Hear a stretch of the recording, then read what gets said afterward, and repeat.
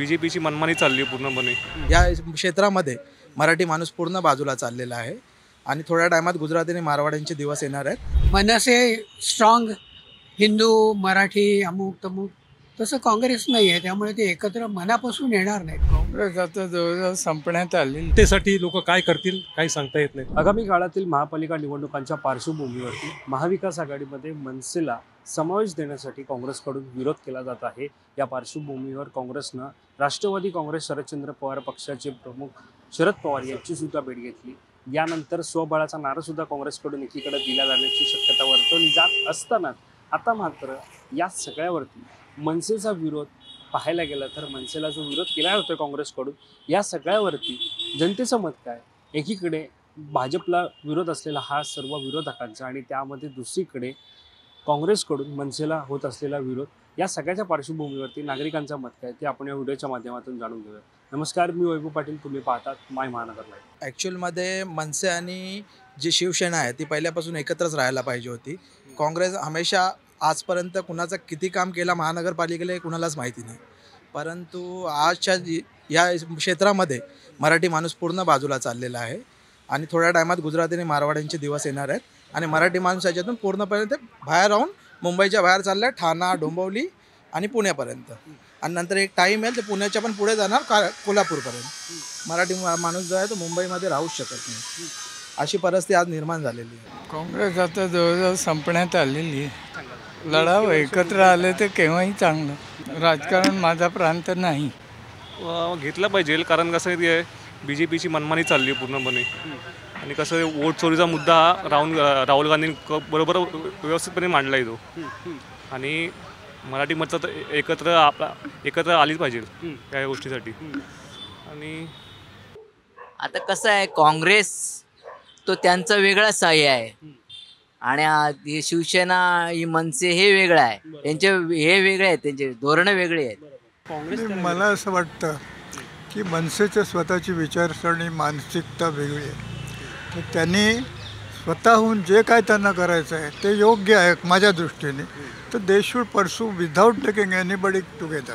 कारण काय होणार की दुसऱ्याच्यावरती कशाला त्यांचं आहे, तर आज 2 नाही येतील, उद्या 4 जर तुम्ही हे ठेवलं स्ट्रॉंगनेस तर you will definitely come up.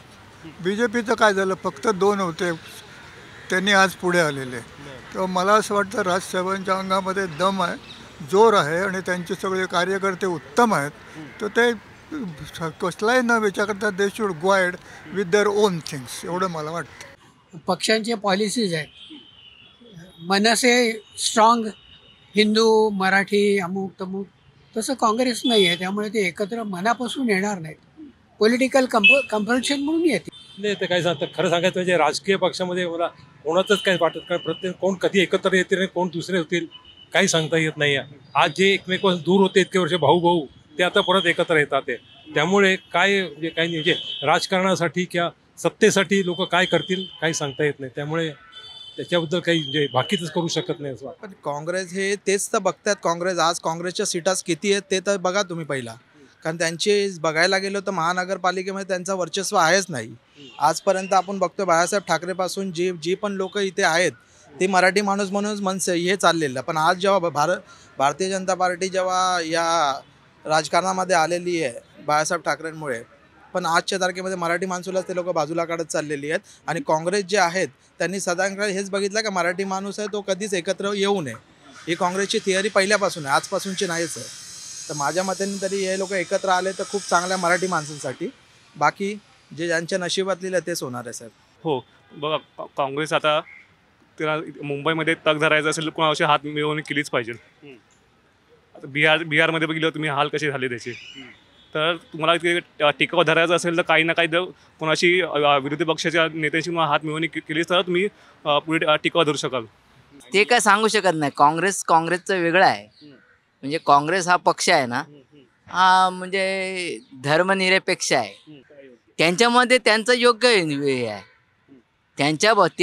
मी काँग्रेसवाला असतो तर मी म्हणे योग्य एकदम. ते शरद पवारांनी त्यांना काय सांगायचं याच्याबद्दल मी काय बोलू शकत नाही.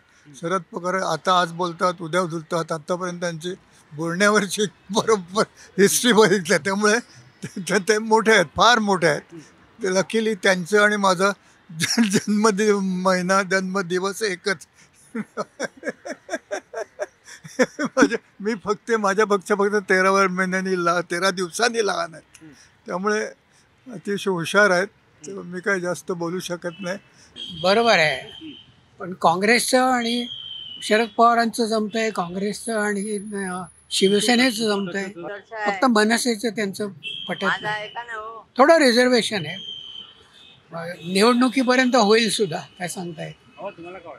भाजपला विरोध होतोय का नाही होतोय ते त्यांचं प्रत्येक पॉलिटिकल याचं असं आहे.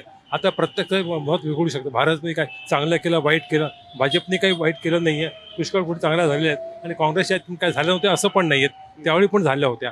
तर असं काही प्रत्येकाचं प्लस मायनस पॉईंट्स आहेत, त्याच्यावर काय हे नाही. याचं खरं उत्तर ना इलेक्शनचं रिझल्ट लागल्यावर होतील, जेव्हा 3 लोक कमी पडतील आणि मनसेचे 4 असतील. तर महाविकास आघाडीमध्ये मनसेला घेण्याबाबत काँग्रेसच्या विरोधावरती नागरिकांची मतं आपण जाणून घेतली. एकंदरीत पाहायला गेलं तर काँग्रेसचं आता नसल्यात जमा आहे. असं असताना काँग्रेसनं कोणत्या तरी पक्षाला सोबत घेऊन निश्चितच निवडणूक लढवावी, जेणेकरून सत्तेमध्ये येण्यास किंवा सर्वाधिक जागा जिंकण्यास त्यांना फायदा होईल, असं नागरिकांनी मत व्यक्त केलं आहे. तुम्हाला या संदर्भात काय वाटतं हे आम्हाला कमेंट करून नक्की कळवा आणि या संदर्भातली अधिकची माहिती जाणून घेण्यासाठी तुम्ही माय महानगर लाईव्हला सबस्क्राईब करायला विसरू नका. कॅमेरा पर्सन अजयसह मी वैभव पाटील, मुंबई.